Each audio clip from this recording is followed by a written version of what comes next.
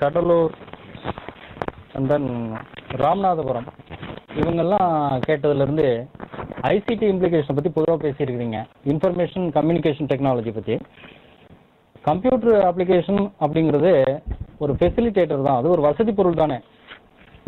Affordable technology normal யூசேஜுக்குள்ள நம்ம வந்து teaching learning material use பண்ணுறதுக்கு பற்றியே ப்ராப்ளம் நிறைய இருக்கும்போது ஒரு ஹையர் எண்டில் இருக்கக்கூடிய இதை டவுன்ஷிப்பில் தான் கிடைக்குது, கிராமப்புறங்களில் கிடைக்கலன்னு சொன்னீங்க, ஒதுக்கம். இதை வந்து த்ரூ இன்டர்நெட்டில் கிடைக்கலன்னு வாய்ப்பு இருக்கிறவங்களுக்கு அதை வந்து ரெக்கார்ட் பண்ணக்கூடிய சிடி ஃபார்மேட்டில் இப்போ எஜுகேஷனல் சிடிஸ் நிறைய அவைலபிள்.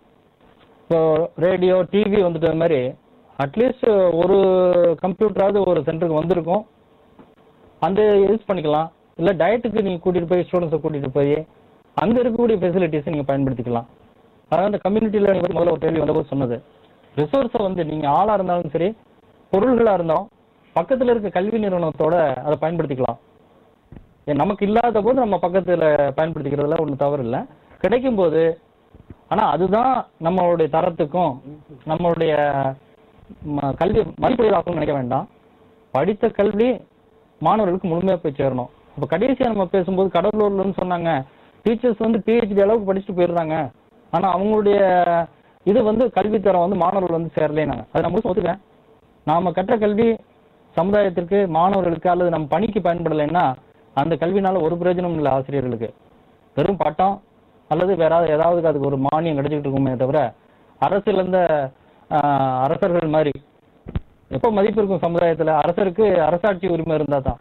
அது மாதிரி கல்வியாளருக்கு படித்த கல்விக்கு தக்கன அவருடைய செயல்பாட்டில் அந்த கல்வி வெளிப்படணும்.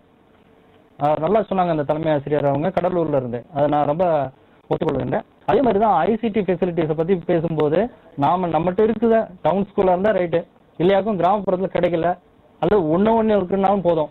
நீங்கள் இன்டர்நெட் ஃபெசிலிட்டி வேணும்னு வேண்டியதில்லை. அது அவ்வளவும் எஜுகேஷன் சிட்டிஸ். இன்னொரு சென்டர்லேருந்து பேசும்போது சொன்னாங்க ஹாட்ஸ்பாட் பயன் பண்ணது ரொம்ப கடினமான பாடங்களுக்கு, ரிசோர்ஸ் பர்சனுக்கு அப்படின்னு சொன்னாங்க.